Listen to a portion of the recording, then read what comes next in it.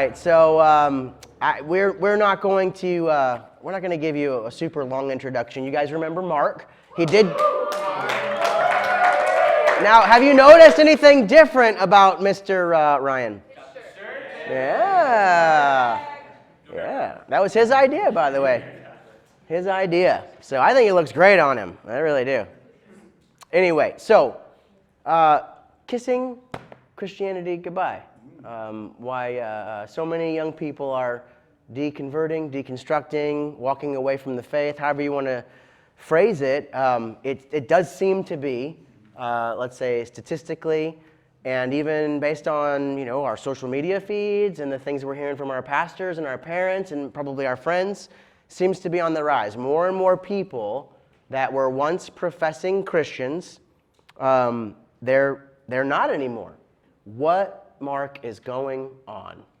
Yeah, it's a great question. There's lots of things going on, but I think to get at the heart of it, I think what's happened statistically, we are hearing through our media agencies, the podcasts you listen to, the websites, the blogs you check in on, the headlines of major metropolitan newspapers, religious studies departments. We're all having this conversation at some level that's rooted in the media's reporting of the decline of Christianity. And that's really a response to recent data coming out of the General Studies Survey, which was a kind of a very large ongoing survey of religious studies beginning in 1972 all the way through to today. Pew Forum, which does a lot of studies, census data. And then on the Christian side, people like Barna and others. So there's a lot of data that is communicating to us, boy, there's a major shift in the American religious landscape. And that shift is being reported as a significant nosedive, right? The hockey stick's like this. And that has produced a discussion about what is going on. And it's produced more than a discussion, it's produced a good amount of fear and prognostication about what's going on. Now that word, what does prognostication mean? Thank you. Lots of suggested reasons, answers, what to do with the data. And I think part of what's happening is, one, there is a statistical decline in terms of people who would self-report, I belong to the Christian faith. So a lot of surveys that probably your parents have filled in, and at some point in time you'll have the privilege of filling in, has a whole bunch of boxes. What kind of religion are you? Are you Hindu? Are you a Roman Catholic? Are you evangelical? One of those boxes is this generic box that says none. Religiously unaffiliated, nones, N-O-N-E, right? And that what we've noticed is, coming out of since the 1990s, there was a 10% rise in the number of people who are self-identifying as none. And then within a decade, it was over 20%. And today it's about 32 to 34%, depending on the particular poll. And so a lot of people are going, whoa, this is a huge shift. And because the US is a majority Christian nation, and because that's the frame for how we think about religion, there's been a kind of a simple equation that says, 30+% of people now tick the box marked none, therefore Christianity has had a 30+% decline. And that has produced a cultural discussion or a cultural response anywhere from, depending on where you situate yourself, well, about time, we're meant to be a plural country, good riddance to Christianity, to, well, we need to win the country back to Christ, to some kind of paralysis, despair, concern. So what's going on? There is a statistical movement and there is a cultural conversation, interpretation about what that actually means and what to do about it. And the temperature has been turned way up. There are actually competing interpretations as to how good or how bad this is. And what do those numbers really mean? And by the way, what is a none? What is an N-O-N-E? And if you really dig deep in the research, you begin to realize not all nuns are the same. So one quick detour, if I may. Sure. So roughly 30 to 34% of people tick the box marked nun. The headlines of our major newspapers are Christianity in marked decline. That gets translated into sermons from pastors. The churches are emptying out. But statistically, only 6% of that group actually go on and identify as atheists, for example.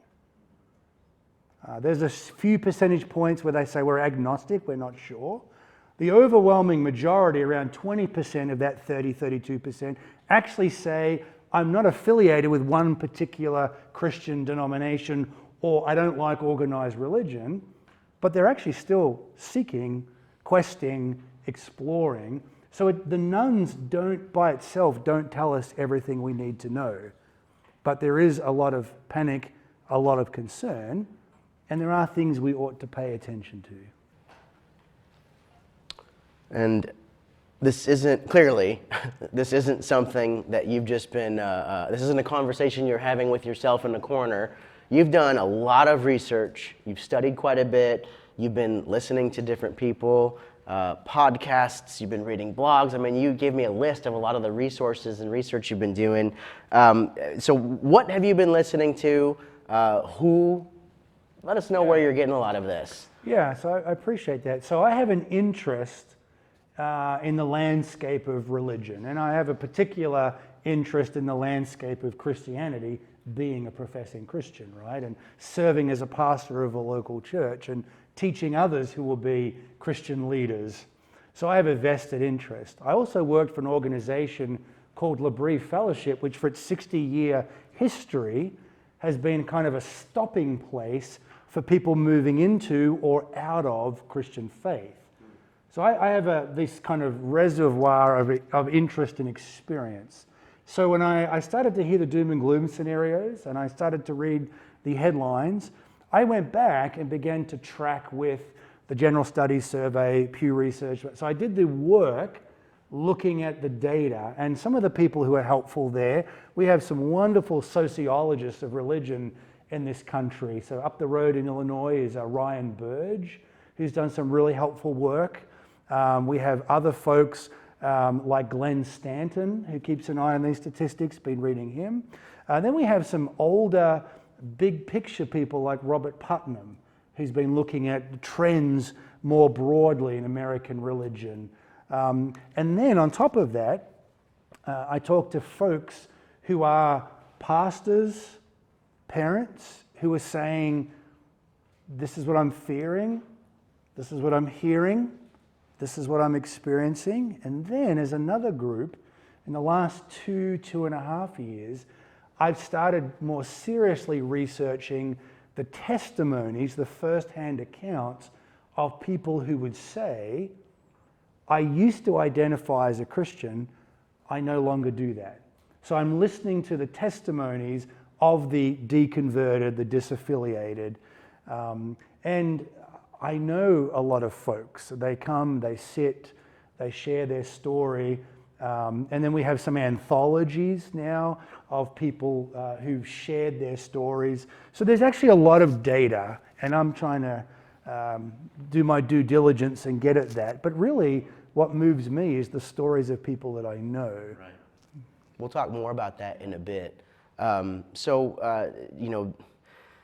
When we're describing this, you've already used some terms that may not be familiar, disaffiliated, deconstructing, deconverting, terms like apostasy come to my mind. But to make sure that we're all on the same page, can you give us some street level, let's say, easy to understand definitions of some of the key terms that we're going to be using?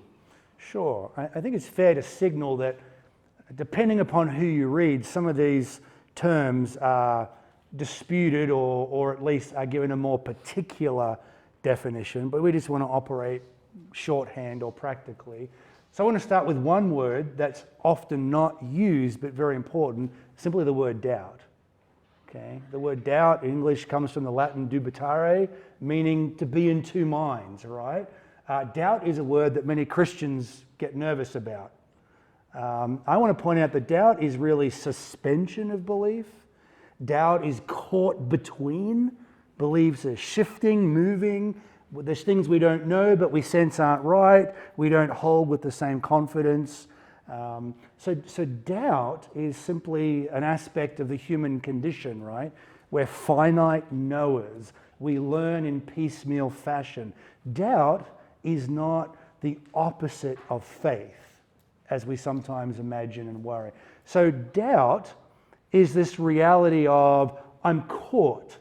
There's conflicting data. There's things that I know I don't know, and that leaves me with a kind of an awkwardness or a sense of not being as confident as I once was. Could it also be conflicting emotions, conflicting feelings? Yeah, absolutely. All kinds of feelings, sentiments, emotions come along with it. It can actually be really painful to doubt.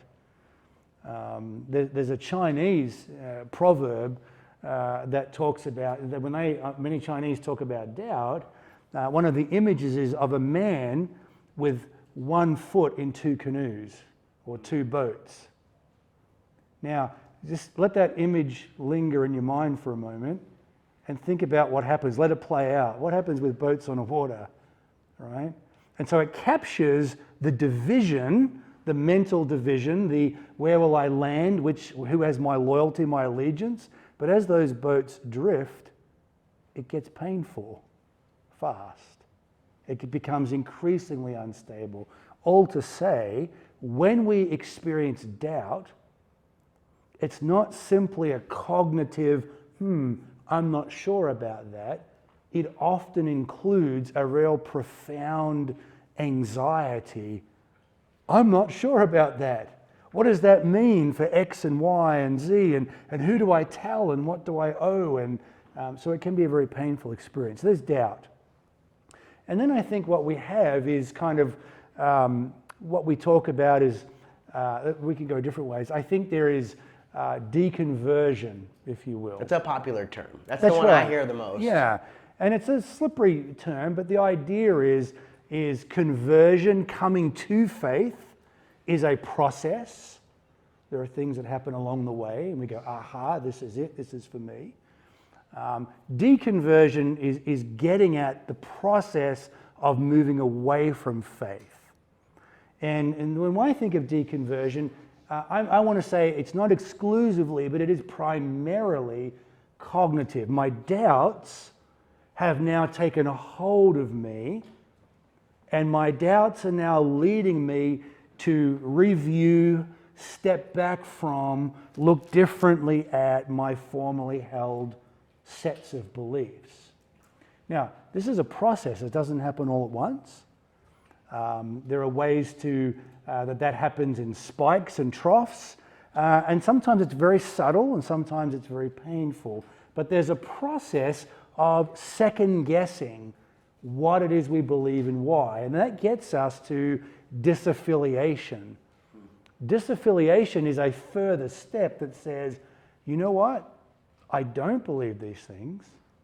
I can't, in good conscience, for whatever reason, continue to weigh the merits of the case. I'm not leaving you, Mark. That's okay. And so my doubts and my process of deconversion now lead me to step away from, give up on, no longer hang out with the circle of believers.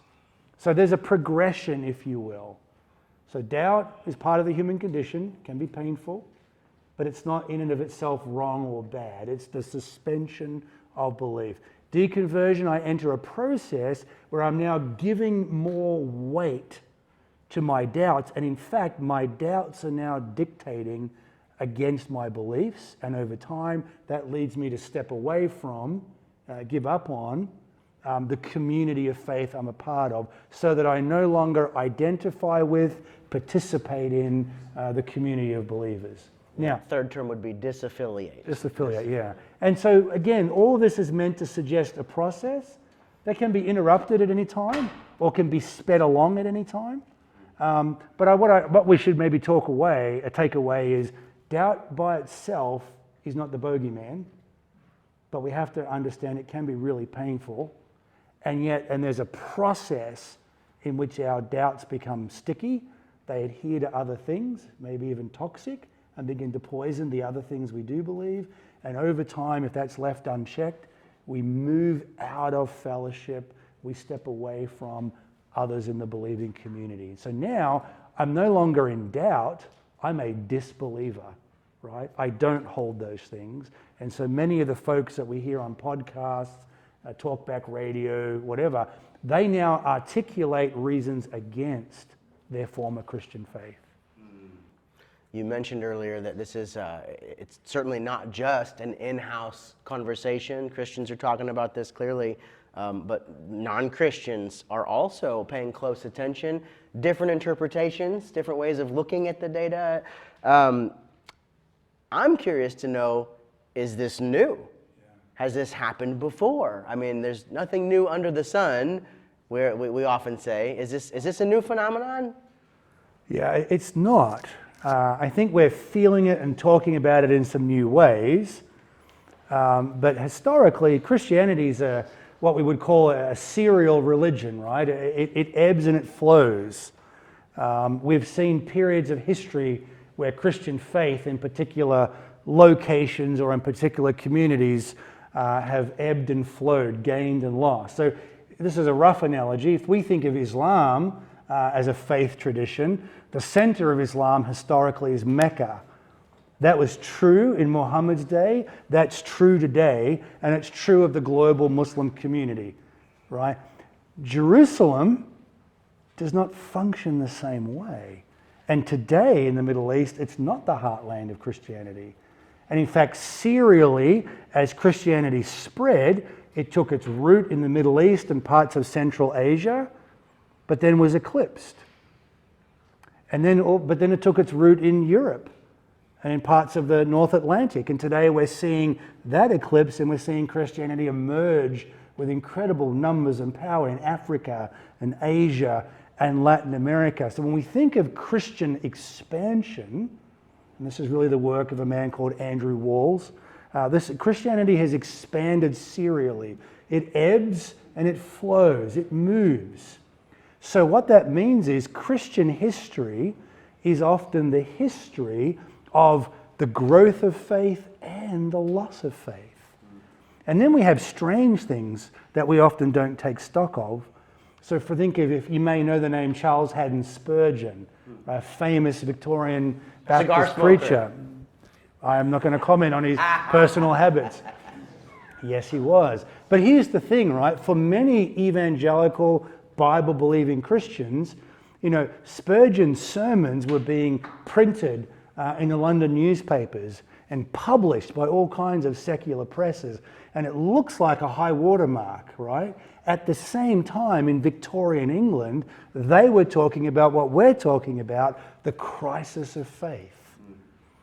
Timothy Larson up at Wheaton is the historian of that movement away from Christian faith in England in the Victorian era. And we see then exactly what we see now, right? The equivalent of the podcaster, right? The editor of the London dailies talking about why he no longer goes to church, while it's childish, and how he's evolved rationally. And in the newspaper and the magazines of the day, we have the glitterati and the artists of the day loudly proclaiming why they're leaving Christianity behind.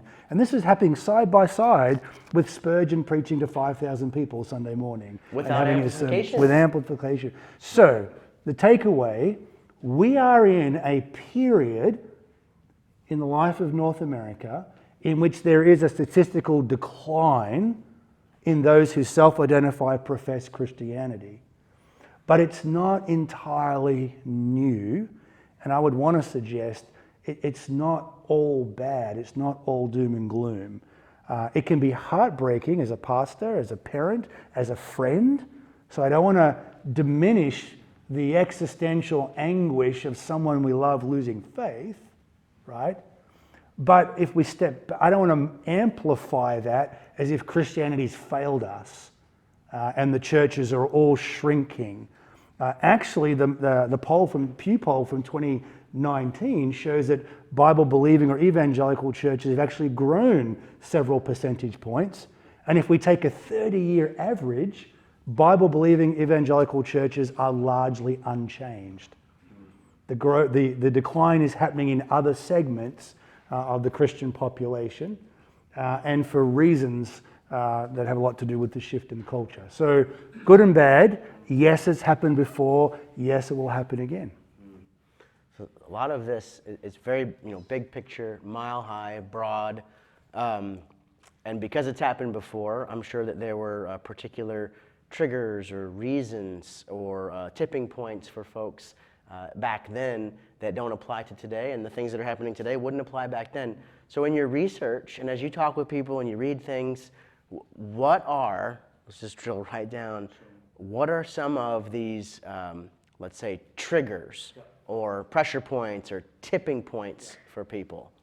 What have you identified? Yeah, so on the one hand, it's as wide and as varied as the people, as any community of persons can be, right? If you're thinking of friends in your high school class or in your homeschool co-op or in your sports group who have moved away from faith, if you were to talk to them, you'd hear all kinds of very localized, particularized accounts.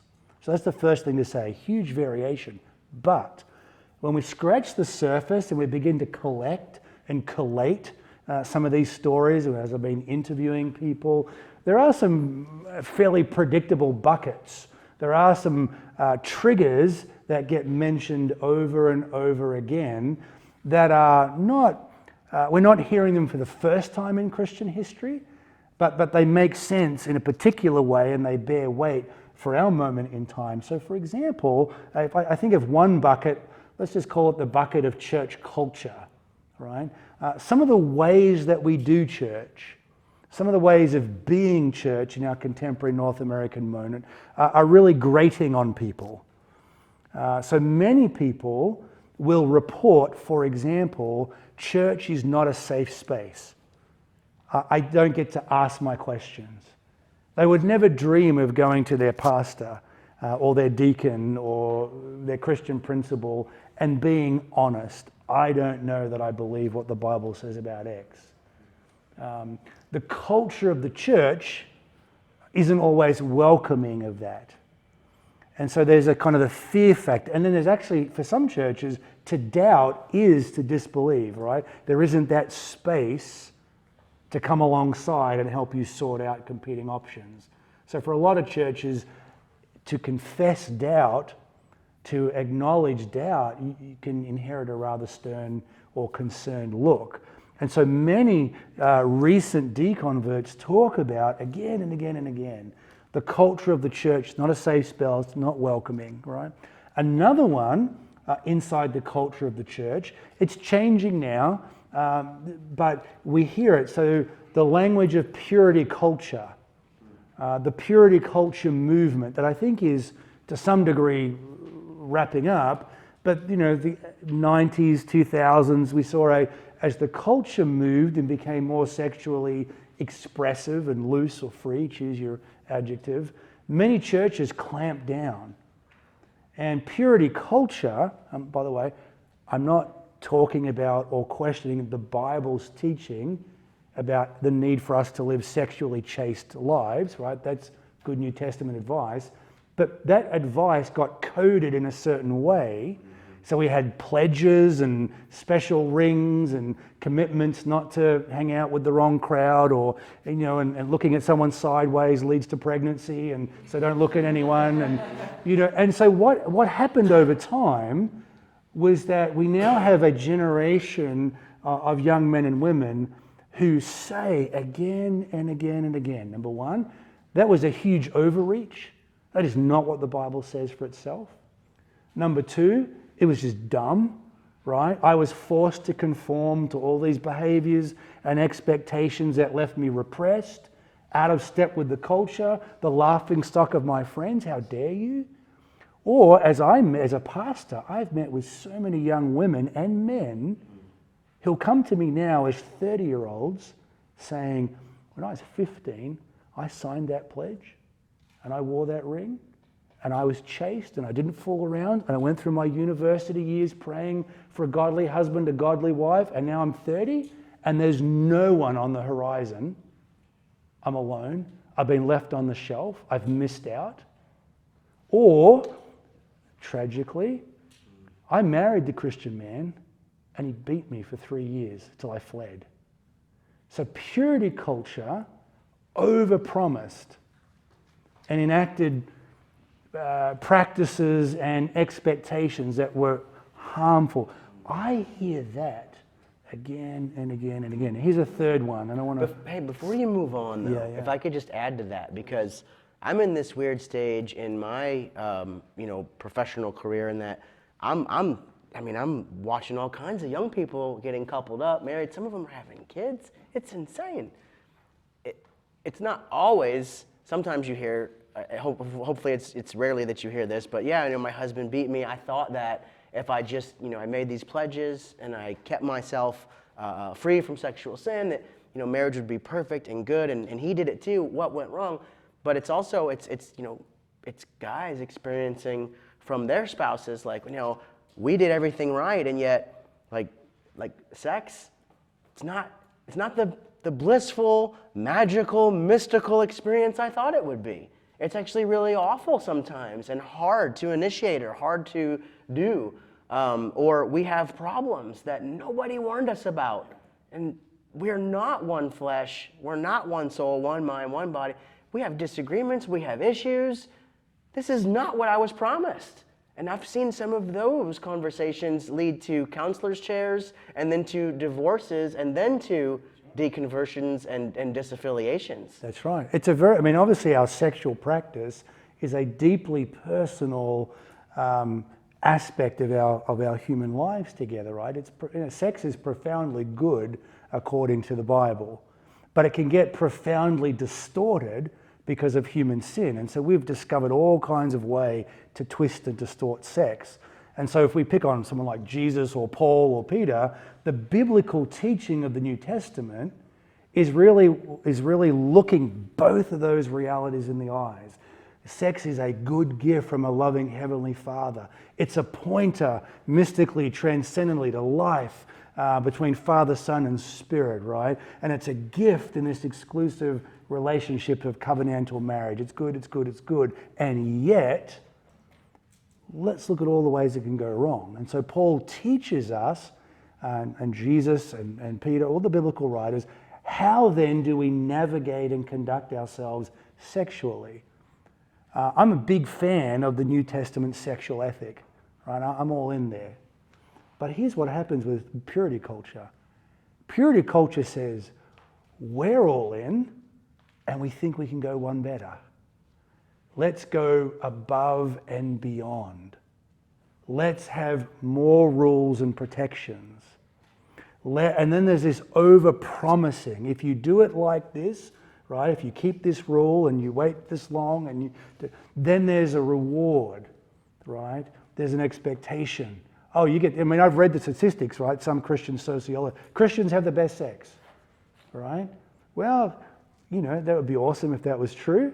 The reality is I'm a pastor, right? As well as a husband, right? A father of 3 kids. I know a little bit about this. Yeah.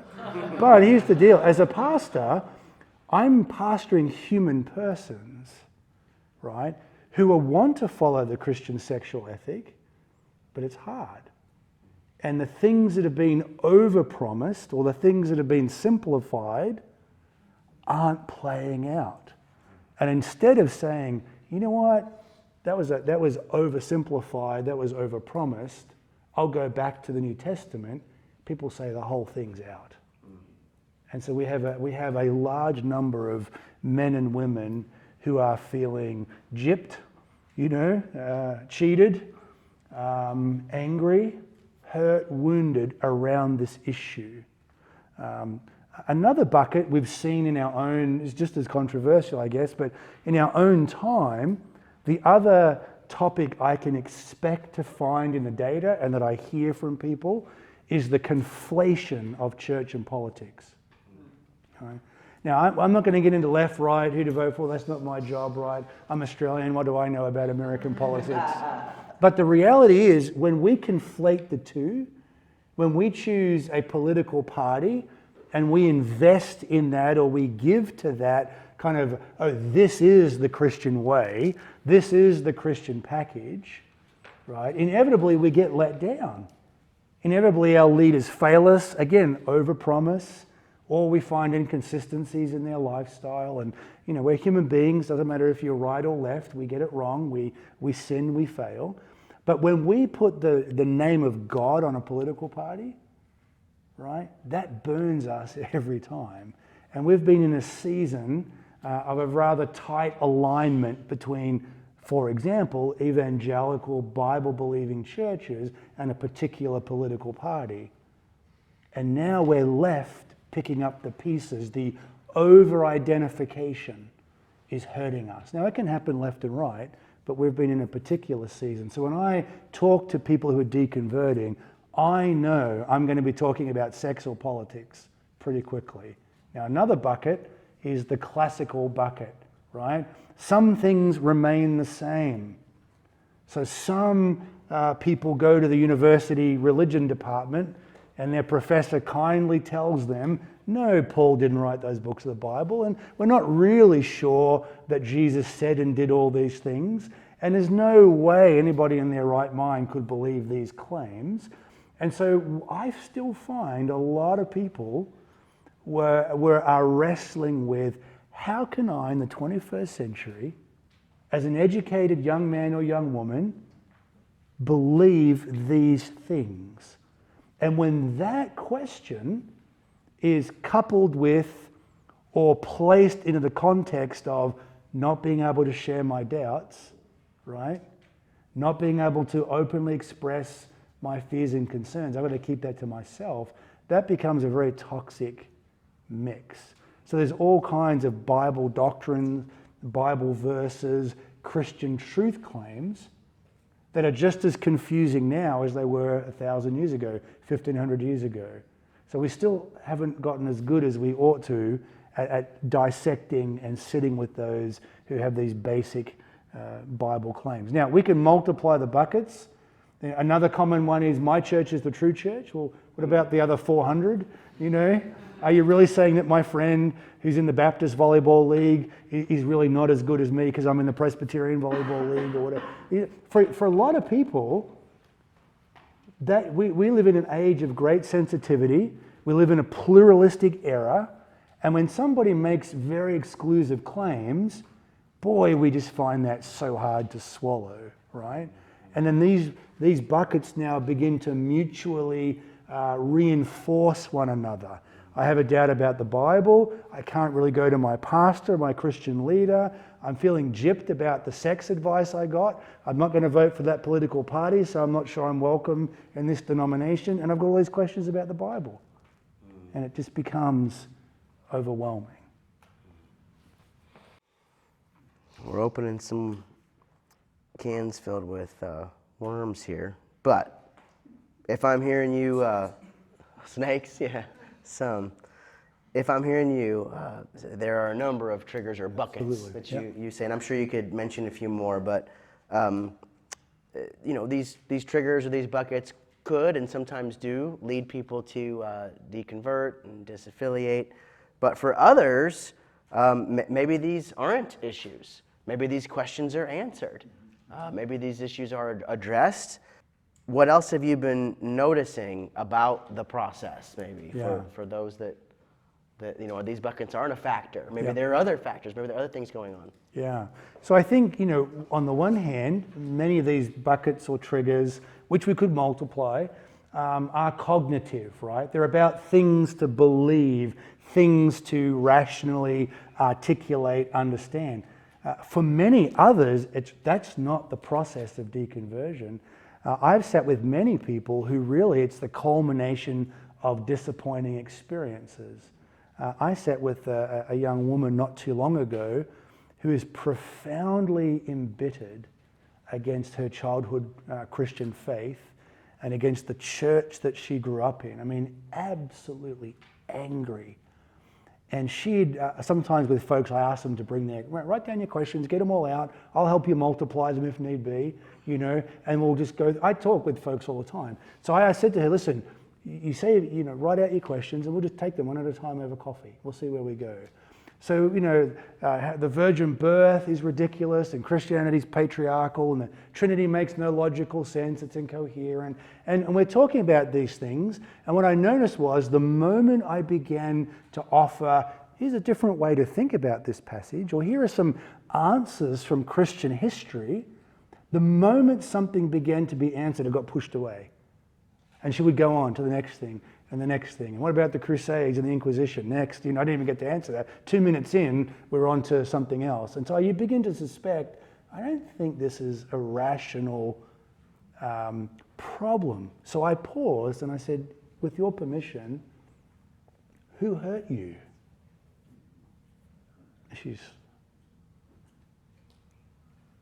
I said, I'll keep answering your questions. I'll give you all the time in the world. They're really good questions. They need answers. But I just have the hunch that this is not the issue for you.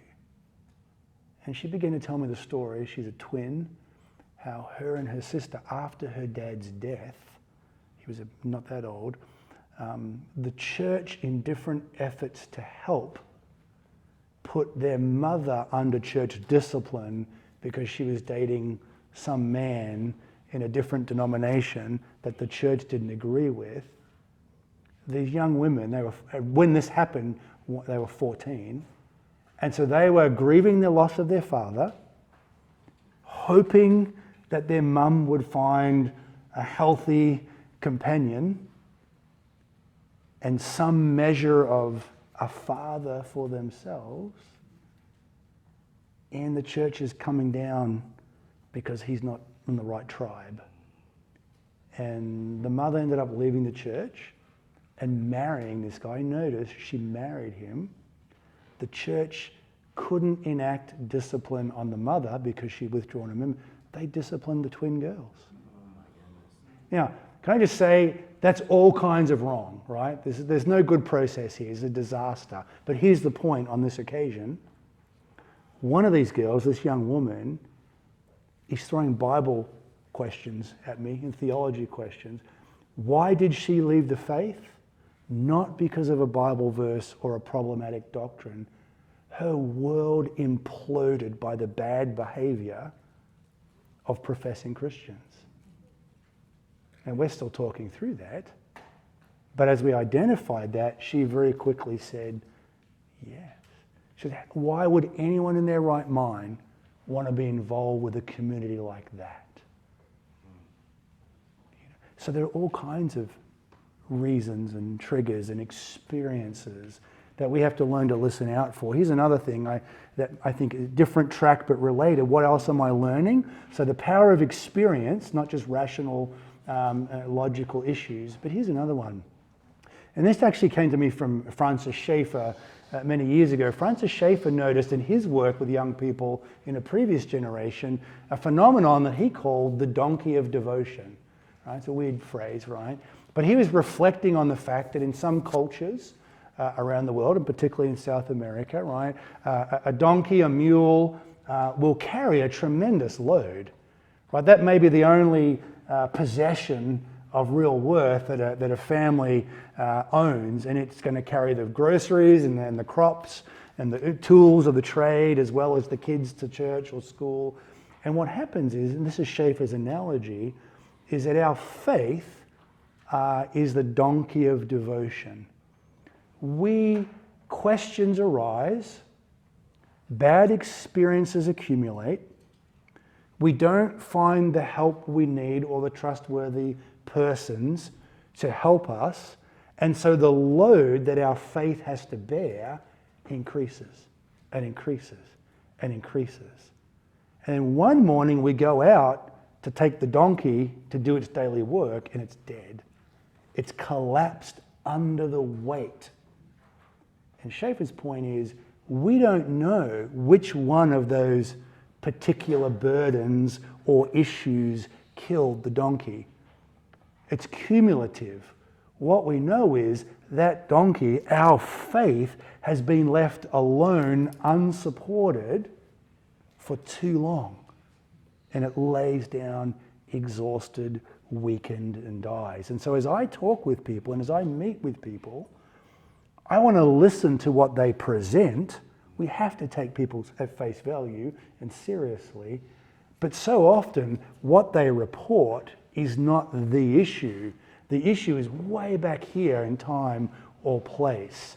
And that means we have to slow down as we engage people, listen, look for patterns. So that's what I'm looking at for a pastoral care point of view.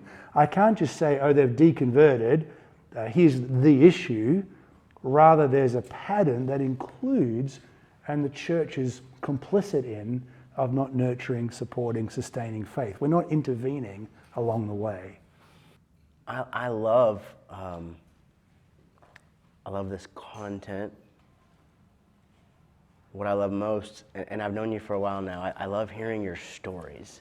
And even just listening to the way that you were interacting with this twin and the questions you were asking, and you gently kind of moving the pieces and placing them here and there and asking a hard and somewhat risky question.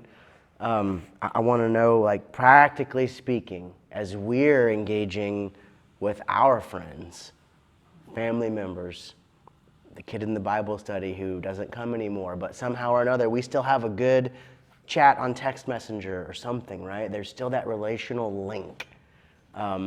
First, how can students in this room, how can they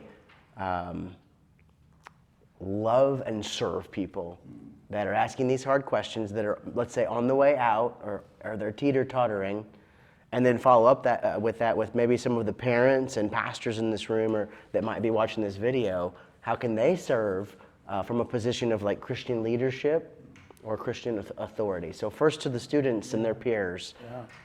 So I think this is the verse that just continually washes over me in the last couple of years, right? From Matthew, where Jesus will not break a bruised reed, right? He won't quench the smoldering wick. In other words, there's a tenderness to Jesus when he deals with fragile people. And we see this. We can think of any number of biblical stories, right? But as a principle, I've noticed when different Christians, in the last 5-6 years, as different celebrity Christians join the chorus of deconversion, right? Josh Harris says, I'm not a Christian anymore. I've kissed dating goodbye in my book, and now I'm kissing the whole thing goodbye. Or Marty Sampson from Hillsong says, can't do it anymore, it's not me. And we could go on and multiply that. What inevitably follows is the chorus of Christian leaders condemning them and pronouncing they went out from us because they were not a part of us. Right? There's a nice little mechanism, isn't it? Don't let the door hit you on the way out. Right? That is not the response of Jesus. Jesus left the 99 to go after the one, right? So what does all translate that down for us? Some of you have friends, family members who have confided in you or who've brought to you a sense of their struggle with faith. I think the first thing we have to be prepared to do is not just to leave them alone. Don't just give up. Don't walk away. Don't be one of those people who utters words of condemnation. I have to enter into the pain here and say, really, I'm so sad. I'm so concerned. Is there anything I can do to walk with you? Now, we have to be wise here, right? Some of our friends in the process of deconversion will get pretty cynical, right? They may be prone to lash out if their reason for loss of faith is more of the experiential than the rational. So we do have to be discerning and wise, right? And perhaps they're engaging in activities that you ought not engage in. That's right. Yeah. That's right. They've moved into directions of behaviors and friendship circles and things that are really problematic, right? Or damaging or dangerous at times, yes. But I think what we can do is to say, I'm here for you. If you want to talk about this, I'm happy to receive that.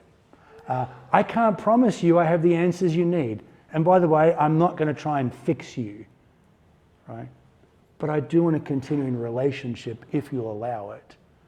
I'd love to hear your thoughts if you're willing to share them, right? So at some level, the response of Jesus, right, is to hang in there and to offer support, friendship, some level of fellowship and help. Now, very quickly after that, we need to move in the direction of we need to get really good at praying for our friends, right? Because doubt is sticky. Their doubts very easily can become yours or others, particularly in the context of our social media environment and in a culture that will reward you for deconverting, right? So we're going to have to pray and say, oh Lord, I want to represent my friend who's really struggling. She's hurt. She's wounded. He's confused. He's in with a crowd that's just ripping apart the Bible. I want to help. I want to be present, but oh God, I need your help because I'm prone to the same temptations. I know I don't have all the answers. Preserve me and him, her. Help me to go deep with you, Jesus, so that I can be of support and stability to my friend who's wavering. So stick with the friendship as they allow it. Pray much. You can guess the next point.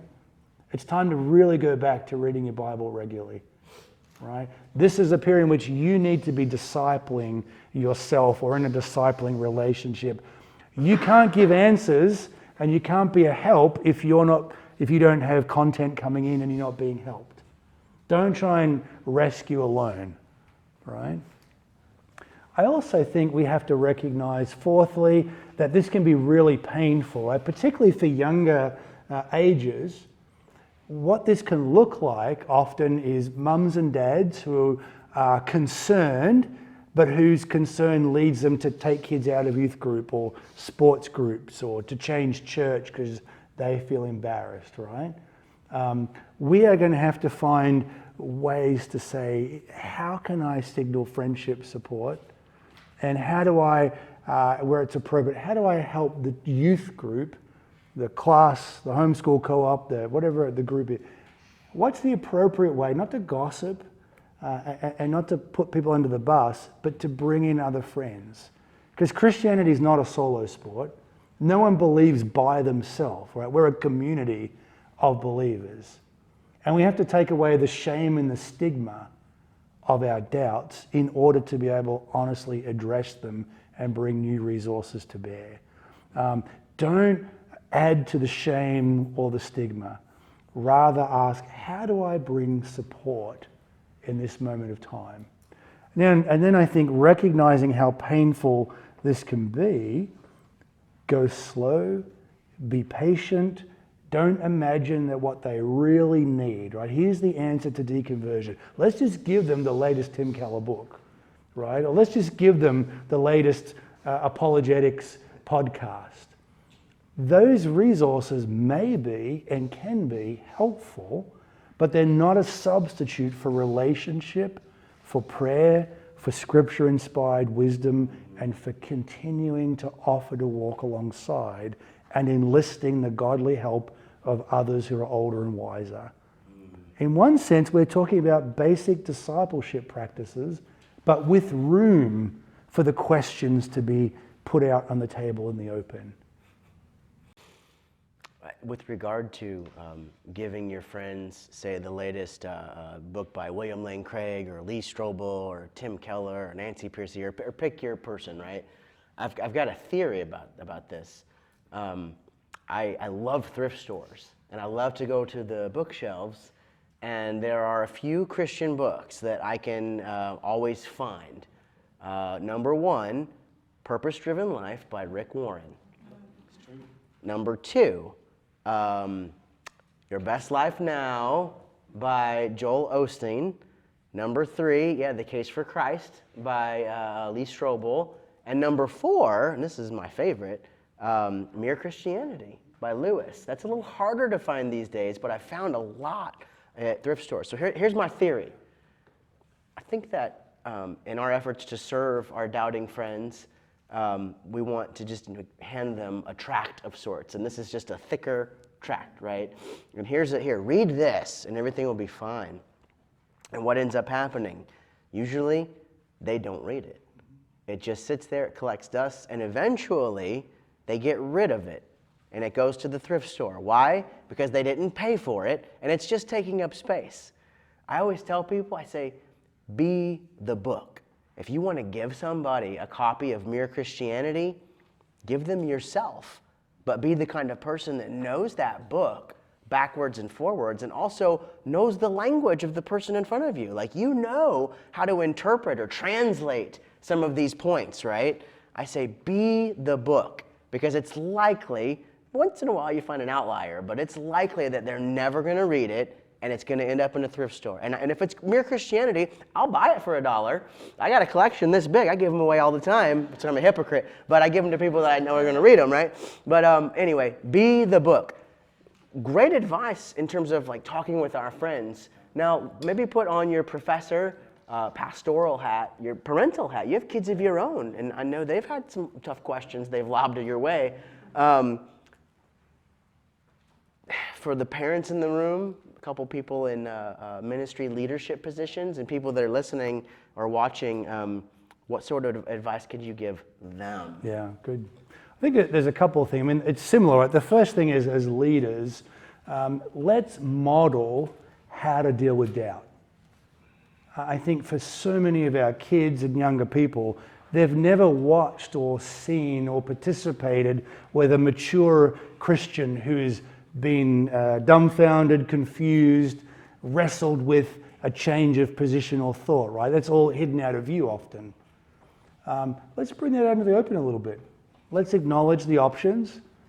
Let's help our people. Let's give them principles to parse out what belongs properly to the essence of faith and what Christians have legitimately disagreed with or debated over time. Let's a little more honesty about how complex Christian faith can be will take us a long way, rather than simplifying that we should know this by now. I think number two, somehow we have to re-message doubt. Somehow we have to create spaces and invite doubts. Now, doubt is tricky, right? It's not good, it's not ideal, but it is inevitable. And I think we have to chop away at this notion that doubt is the opposite of faith. Somehow we have to kind of retool ourselves. I often talk to people like this. This is not brilliant, but it communicates something. If we think of doubt, right? If we think of, here's a circle, right? If the content of this circle in my hand is doubt, right? And the is faith, is the content of our faith. I've got a grip on these things I believe, right? And the circumference are all the things pushing against my faith, right? Here are the doubts from the world, the flesh, the devil. Now, here's the deal. What happens when my faith grows? The circumference grows, right? My faith is in contact with other things. There's more to doubt, not less, right? There's a vital, if you will, there's a living dynamic between faith and doubt. They're not static categories. They're not. We can't drain the bank of doubt very long, right? There are still things that get placed back in there. The more I know, the more there is to doubt. The more I read, the more I can disagree with, right? Somehow we have to acknowledge that part of Christian discipleship, part of living in relationship with Jesus Christ, following him by faith in the world in which we live, is always tenuous. There are always things that will leave me in tension. There are so many things I just don't know with any real degree of certainty. And so part of discipleship, I think, is not pretending we can protect people, our young people, our children from doubt, right? There's actually a danger to safety. If we keep everyone wrapped in cotton wool, we don't let them swim in the sea, they've got to stay in the kiddie pool. That's dangerous later on, right? We actually need to walk with them, and perhaps as a parent, this is what I do with my kids, not perfectly, but we will name the areas of disagreement. We talk about world religions. We look at the headlines together. We say, well, that's not what a Christian practices or believes. Why not? Some do. Why is that unhelpful or incorrect? We try to create very open dialogues with our kids and with our, when I was a pastor, with our youth group. I think as leaders, we have to take the risk of saying in front of people, I don't know. I'm not sure about that, actually. Actually, what I do know is that Christians of different stripes actually disagree. Let me tell you what I believe and why. Let me take you back to the biblical storyline, to the basic teachings of the Scripture and the Christian tradition. So that I want to build you up. I don't want to wallow in doubt. I don't want to overexpose you to what's confusing. But I don't want to pretend that it's all straightforward and simple. I don't want to hide from you the complexity of Christian faith. And then I think as pastors and leaders, we just have to recognize, one, culturally, socially, this is a moment where our young people will be rewarded for abandoning faith. I've got 3 kids, all in public schools. There are teachers who want them to cross the line and leave their faith behind, right? There are peers who won't be friends with them because of what they continue to believe or what they won't permit themselves to do. And then they go to youth group and there's disagreement and there's cliques and there's kids from different tradition. It can be really hard to be a developing, maturing young man, young woman and have to navigate so much of life and then navigate what it is we believe. And then there's the developmental phase where each of us, during a certain number of years, where we begin to differentiate from our parents and own faith for ourselves, and that necessarily involves questioning and looking from a different point of view and exploring other things. So pastors, parents, leaders, we have to give space for that. Space does not mean hands off, give up, but we have to give room for the questions, even if we fear them, even if we don't know the answers. What we can't do is pretend or abandon our kids because they land in some place other than we currently are. There's some basic care that's extended while people work through these issues and experiences. That is extremely important. One of the things that I think, let's say it's the strength of this ministry and the strengths of conversations we've had in the past is inviting folks with different perspectives, wildly different opinions on these, like, let's say, outer circle issues or non-essential issues, right? Just a great example is like the questions about the first 3 chapters of Genesis and the age of the earth and the particulars of this creation account and story, and how does this, correspond to scientific evidences and interpretations of all. It's like, okay, here are a few options. I have my opinion. Other folks have different opinions. Perhaps you disagree with your parents, but now you align more with Ken Ham, let's say, or Hugh Ross, let's say, or Jack Collins at Covenant, or maybe even Francis Collins at BioLogos, or maybe even Josh Swamidas at WashU.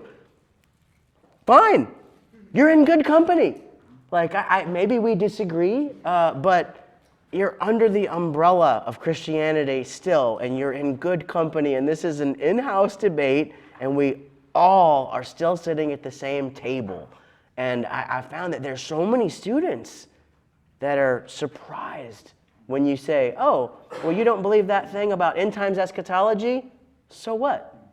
Like, there's a whole tradition over here that has a completely different perspective, and guess what? They love Jesus. And they love you, or they will love you if you, jump ship and go over there, right?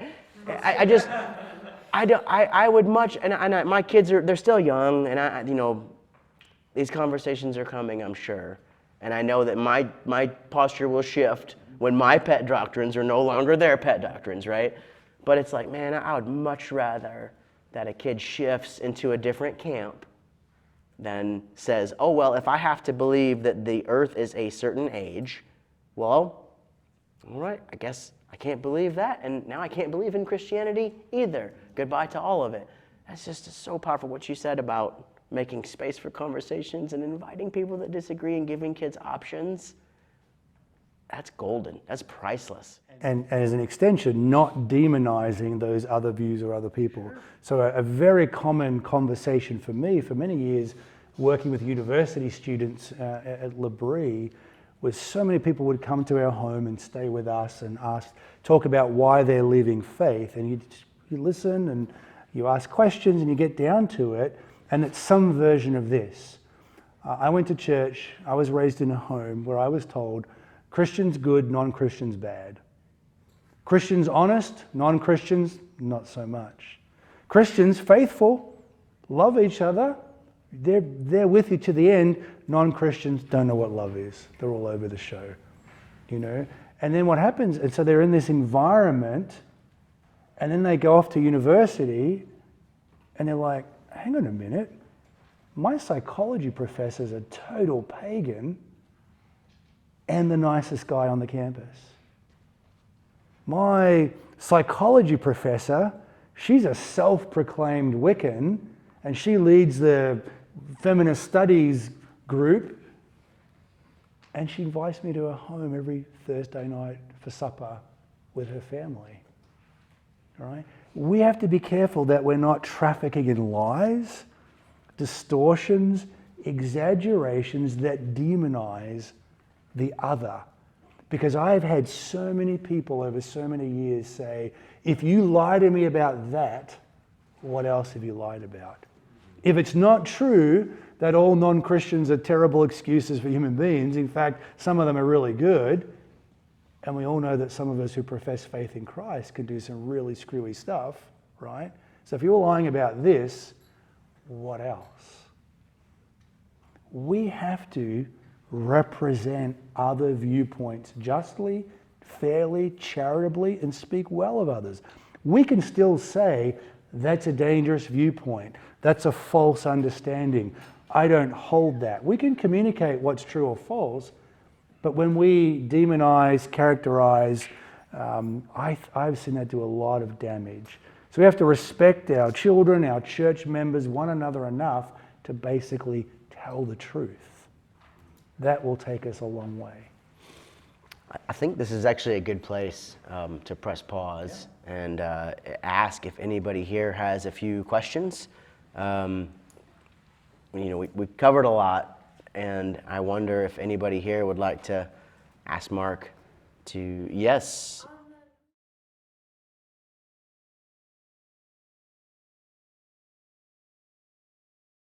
Yeah, boy, that's a great question and a massive question, right? So we all know we are living in an age of profound change with regard to how we think about our sexuality, right? There's a fluidity, a multiplying number of genders, right? Changes in legislation, open debates in the life of the church about what pleases God and what displeases Him. So all of that, right, is tumultuous. And that, for many, many people, is driving their deconversion, right? And it can happen in a number of ways. So on the one hand, I think a woman or a man can actually be struggling with their own personal sexual identity. And because of the context they're in, they have not felt comfortable saying to mum or dad, pastoral deacon or Sunday school teacher, you know what, I've got these feelings, I'm really confused. Right? We haven't had a very open conversation about that. So what do? You hold on to those things, right? You find voices that are attractive and appealing, right? For some of us, it's not ourselves. For some of us, it's a sibling, a family member, a dear friend, right? And we see them experiencing confusion and pain. And depending on the context, they can be the butt of jokes, which is cruel, or they can be forced to hide and not speak of what they're experiencing, which is cruel, or they may reach a point in their own self-understanding where they report, I'm bisexual, transsexual, asexual, fill in the blank, right? And the response can be overwhelming. Not in my house, you're not. Not in this church. So we have to deal with all kinds of experiential realities in a very confusing moment of time. I would say things I've said generally apply. Let's not be quick to give up on our friends because they're experiencing a dysphoria, a confusion about their gender, their identity. Okay? We can be clear about our Christian commitments and God making us male and female in his image. We can be clear about our desire and our commitment to follow Jesus in our sexual lives, right? But I don't have to be mean to my friend. And I don't think I should reject them or exclude them. It can get awkward fast, right? Particularly as kids get older and begin to take on a particular identity.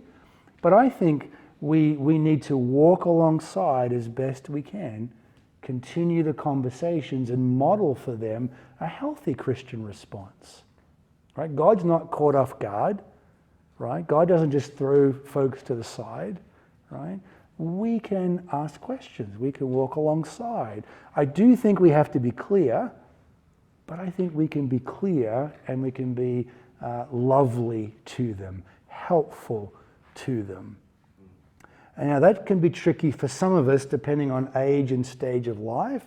I think it's as fair to say, I don't think this is a surprise or an overstatement, but generally speaking, older generations are really struggling here. The world in which you live, I read the most recent Time magazine article, was we've now topped 100 different genders, right? I got lost at 27, but we're now over 100, right? Now, for my kids, they're just like, oh, that's what this means. This is. I mean, it's like, it's natural. Right? For me, I'm like, well, after 2, I'm lost, right? Now, for older generations, it's frightening. It's really confusing. And so sometimes our church leaders or even our parents, their response can be separation, avoidance, right? Let's assume they're doing that out of fear and out of love for us.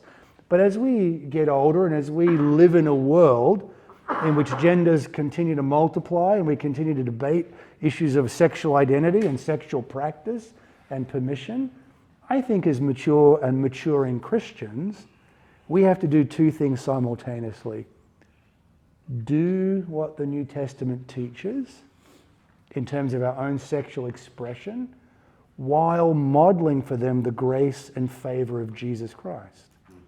Right? Those 2 things are difficult and often in tension. They're not opposites and they're not impossible.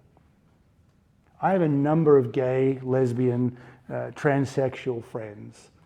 I have one friend who's recently passed. This is before the pronoun debate, so I can say he had a beard like Santa Claus and a voice that's deeper than mine and breasts, and who wore fishnet stockings and had spent an awful lot of money on his legs. I used to sit and have coffee with him once a week. And he said to me one time, "You're my only friend." He said, "Why are you my friend? You're the pastor of that strange Presbyterian church. You guys are crazy. You're stuck in 1950. You guys are prudes. Why are you my friend?" And I said to this man, to my friend, I said, "Here's the deal. On the outside, the differences are so easy to see, aren't they? Our lifestyle choices and commitments, they're on display in the way we dress, who we're with, how we give ourselves to other persons. But I said, if we can get past the clothing, if we can get past the external appearances, if I could somehow bear my very soul to you and you to me, you would see 2 people quite lost in this world. One of us has found Jesus. He's orienting me to a certain way of life. He's helping me make sense of who I am and what I'm on this earth for and how I'll relate to others. I would love for you to know that Jesus and experience that kind of integrating, orienting reality. We are very different. We knew we were very different, but we could talk to each other like that. Now, that's a remarkable grace on his part. He's a part of a community of transsexual men who are often picked upon, excluded, made fun of. So he took a great risk in befriending me, a Presbyterian pastor. That's important to note, by the way. Absolutely. Absolutely. So I need to be thankful for that, appreciative of that, safeguard that. Right? And that often meant getting phone calls afterwards by parishioners who would just rip me up and down for hanging out with the wrong kind of person. Right? So there's a cost. I don't want to pretend it's easy or it's straightforward, that everybody will know what we're doing and why we're doing it. But as we grow in faith in Jesus Christ, we can do these things simultaneously. We can be committed to what God has revealed, and we can be loving towards others. Here's the most wonderful biblical irony or paradox. All right? Jesus Christ is the Holy One of Israel. He's the Holy God come in the flesh. And at the same time, the friend of sinners. Okay? There's a task. There's a clue to how we engage some of our friends who are struggling with their sexual identity and expression. A lot more to say. We could recommend some books and resources, and I'm sure you've got folks coming who'll talk about that. I was just going to say, I highly recommend showing up tomorrow morning. But it's a great question. We'll dig into the particulars of that conversation, and I'm sure you'll have a lot more questions. But that was a very good answer, though, Mark. Anybody else want to dig in here and ask a question, make a comment? Yes.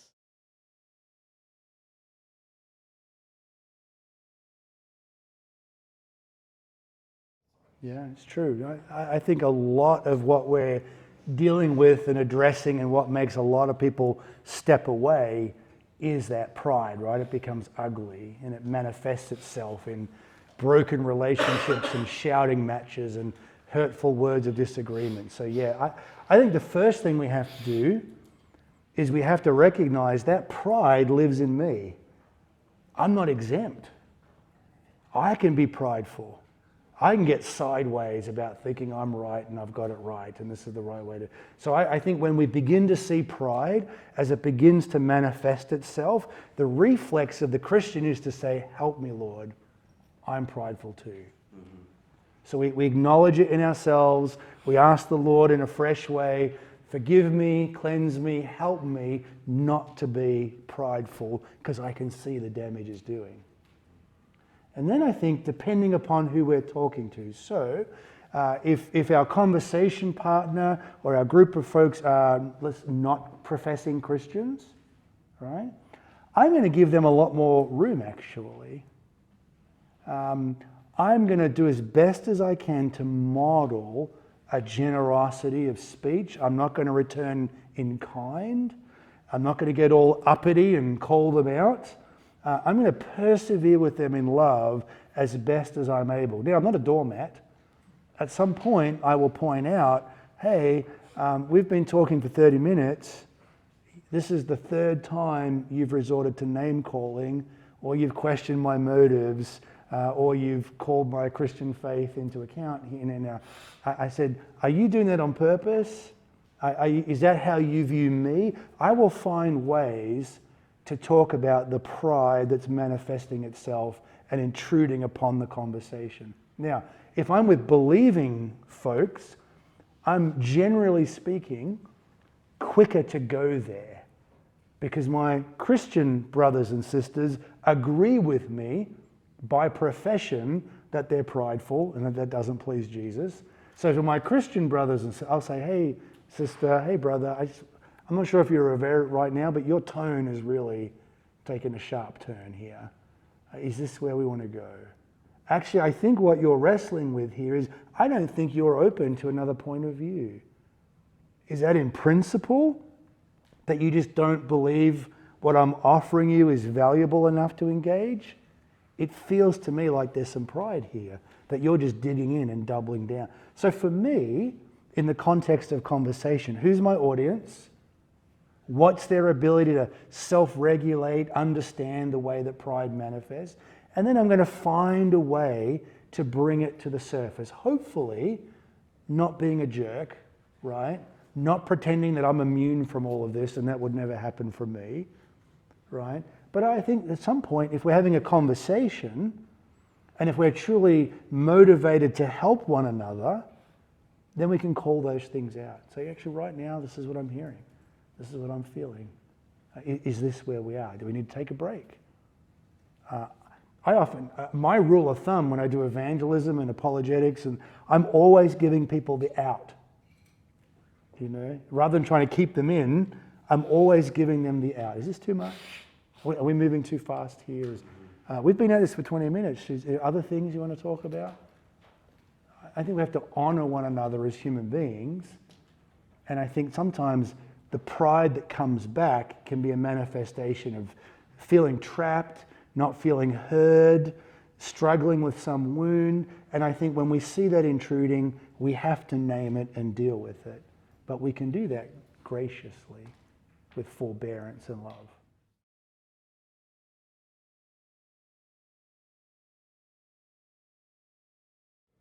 Yeah, so you're talking about a professing Christian whose response to deconversion, unbelief, is not helpful. Yeah. Okay, you're harming rather than helping. Yeah.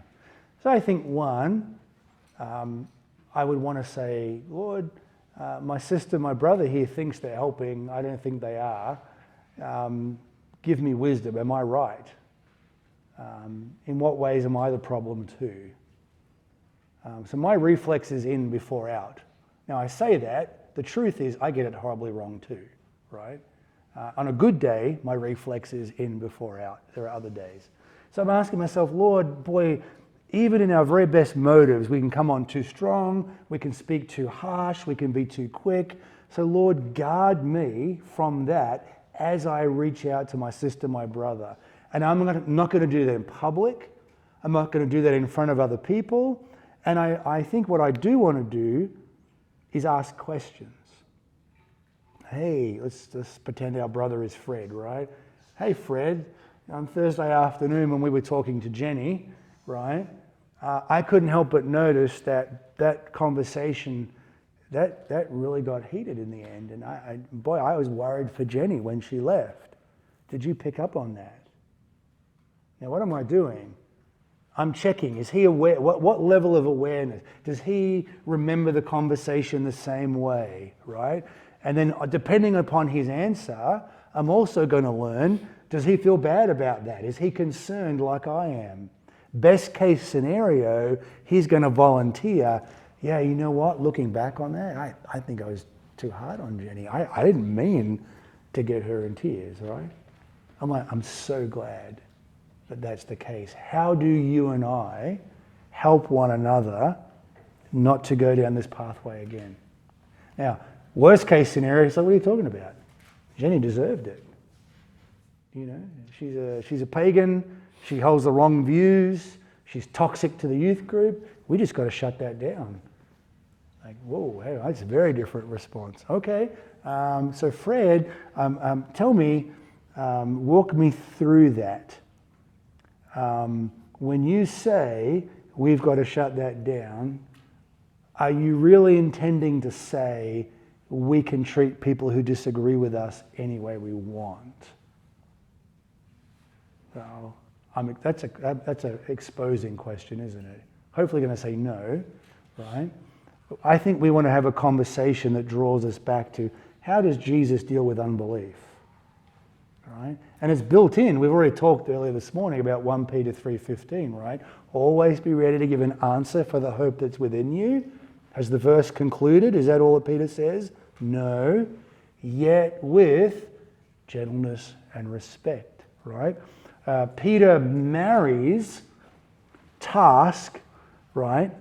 Give an answer to character, to virtue and disposition.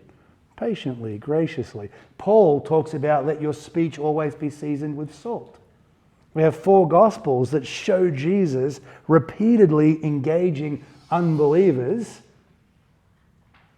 being kind, being patient, asking questions, offering illustrations that clarify. So I think our task with our Christian brother or sister who is maybe a little toxic, a little overeager, maybe not attentive to a person's feelings, that's going to be on us to patiently, kindly walk with them to see there's more to our responsibilities than shutting a person down.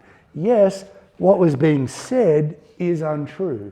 Yes, what was being said really can be confusing, but no, we can't treat people that way. And we have to think about how can we do that kindly, graciously, so that we don't become prideful ourselves or argumentative ourselves. Easier said than done. But if we can check our own motivations, if we can set our expectations and think of this as a conversation rather than a confrontation, most of our peers will hear us at some level. As we close up, let's say there's a student in this room, 2, 3, maybe 10, and a few of these triggers have been pulled, let's say. Any closing thoughts for them? Words of encouragement? Yeah. Words of hope?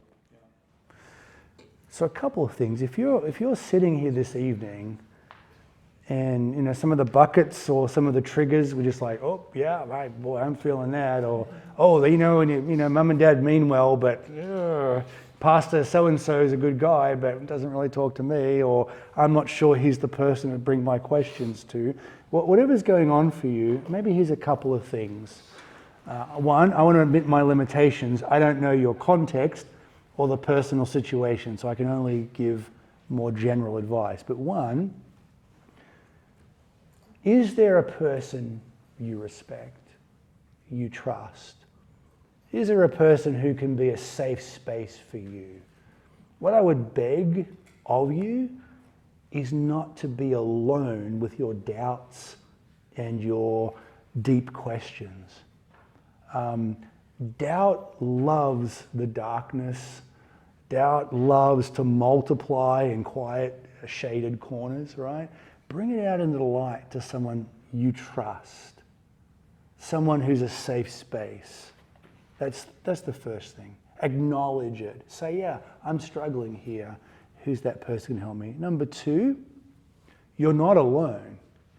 We live in a time, in an age in which many people are questioning and asking questions, but the good news is the traffic goes both ways.